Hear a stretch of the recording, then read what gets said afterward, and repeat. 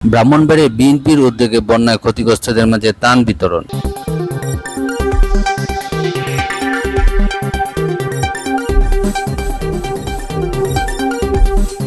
ভারী বর্ষণ ও ভারতের পাহাড়ি ঢলে সীমান্তবর্তী ব্রাহ্মণবাড়িয়া কসবা উপজেলার নিম্নাঞ্চলের বন্যায় ক্ষতিগ্রস্ত কসবা উত্তর, দক্ষিণ, বায়েক, নয়নপুর, শালদা নদী, খালদা, মালদা, গোরাঙ্গুলা, অষ্টজঙ্গল, পুটিয়া সহ আশপাশের যে সকল এলাকায় পানিবন্দী রয়েছে তাদের মাঝে ৫ শতাধিক পরিবারের ত্রাণ সামগ্রী বিতরণ করা হয়। শনিবার বিকেল থেকে সন্ধ্যা পর্যন্ত বন্যা ক্ষতিগ্রস্ত এলাকাবাসীর মাঝে খাদ্য সামগ্রী বিতরণ করেছেন ব্রাহ্মণবাড়িয়া ৩ সদর বিজয়নগর ও কেন্দ্রীয় বিএনপির অর্থনৈতিক বিষয়ক সম্পাদক ইঞ্জিনিয়ার খালেদ হোসেন মাহবুব শ্যামল এর নির্দেশনায় পৌর বিএনপি সাংগঠনিক সম্পাদক মোহাম্মদ নাসির আহমেদ এর নেতৃত্বে এসব ত্রাণ বিতরণ করা হয়েছে। এ সময় উপস্থিত ছিলেন ফায়াজ আহমেদ, জিয়া, নূর হোসেন, সজীব, কিশোর, জাকির সহ আরো অনেকেই। এ সময় নেতৃবৃন্দরা বলেন, আমরা সবসময় প্রস্তুত, যে কোনো সময় দেশে যে দুর্যোগে আসুক না কেন জাতীয়তাবাদী দল বিএনপি সবসময় জনগণের পাশে ছিলাম এবং সবসময় পাশে থাকবো।